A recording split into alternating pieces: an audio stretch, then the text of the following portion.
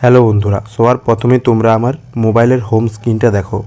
এখানে দেখতে পাচ্ছ আমার ইউটিউবের গান চলছে, ইউটিউবের ভিডিও গান চলছে মোবাইলের হোম স্ক্রিনে। এই ইউটিউবের ভিডিও গান দেখতে দেখতে আমি কিন্তু মোবাইলের যে কোনো অ্যাপসকে ওপেন করতে পারবো, যে কোনো অ্যাপসকে আমি ব্যবহার করতে পারবো ইউটিউবের গান দেখতে দেখতে। হোম স্ক্রিনে দেখতে পাচ্ছ আমার ইউটিউবের গান কিন্তু চলছে। তো এই সেটিংসটা তোমরা কিভাবে মোবাইলে করবে, এই কাজটা কিভাবে করবে, আজকের এই ভিডিওতে আমি তোমাদেরকে পুরো ফুল প্রসেসটা দেখিয়ে দেবো। এখানে কিন্তু যে কোনো অ্যাপসই তুমি ব্যবহার করতে পারবে এরকম ভিডিও গান দেখতে দেখতে। তো এটাকে করার জন্য কি করবে আমি তোমাদেরকে পুরো প্রসেসটা দেখিয়ে দিচ্ছি। ক্রোম ব্রাউজার অ্যাপটিকে প্রথমে ওপেন করে নেবে। ক্রোম ব্রাউজার অ্যাপটিকে ওপেন করার পর এখানে ক্রোম ব্রাউজারে তোমরা youtube.com লিখে সার্চ করবে।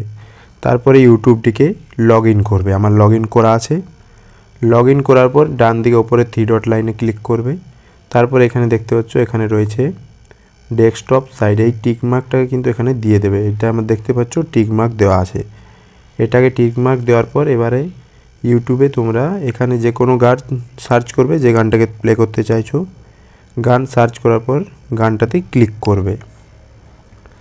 গানটাতে ক্লিক করার পর ভিডিওটাতে ক্লিক করার পর এখানে দেখতে পাচ্ছ একটা তোমরা অপশান দেখতে পারবে ভিডিওর মধ্যে। এইখানে ভিডিওর মধ্যে একটা অপশান আছে, দেখো এখানে দেখতে পারবে তোমরা। এখানে একটা অপশান আছে, এখানে ওই কর্নারে এই অপশানটিতে ক্লিক করে ভিডিওটাকে তোমরা ফুল স্ক্রিনে করে নেবে।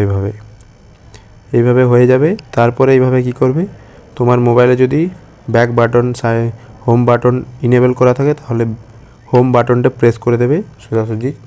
যেহেতু আমার মোবাইলে বাটন ইনেবল করা নেই, আমি তাহলে এটাকে হোম বাটনটি প্রেস করে দেবে।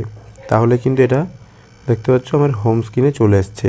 ভিডিও গান কিন্তু বন্ধ হবে না, গান কিন্তু চলতে থাকবে, গান চলতে থাকবে। এবারে তুমি মোবাইলে যে কোনো অ্যাপস ব্যবহার করতে পারবে, যে কোনো কাজ করতে পারবে। তো বন্ধু, এই ছিল আজকের ভিডিওটি যদি ভালো লাগে অবশ্যই একটি লাইক করে দেবে। আর চ্যানেলে যদি নতুন হয়ে থাকো চ্যানেলটিকে অবশ্যই সাবস্ক্রাইব করে নেবে। ধন্যবাদ।